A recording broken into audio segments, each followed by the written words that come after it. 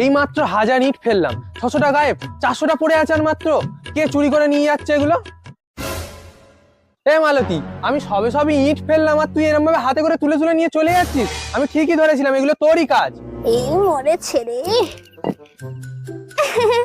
আসলে মিনুর মা এই দুটো ইট চেয়েছিল তো, তাই জন্য তোমার থেকে নিয়েছি। একদম মিথ্যে কথা বলবি না, মিনুর মা চেয়েছে না, এমনি এমনি 600টা ইট উঠে গেল। এই রয়েছে তোমার ইট, নিয়ে যাও।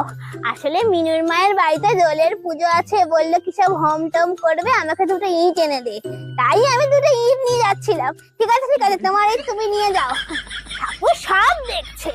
একদিন দেখবে এমন অভিশাপ দেবে না ঠাকুর তোমাকে, তুমি আর ঘর ফাঁদতে পারবে না। আচ্ছা তুই নিস নি, ঠিক আছে ঠিক আছে, তুই নিয়ে যা, ওগুলো নিয়ে যা, ঠিক আছে।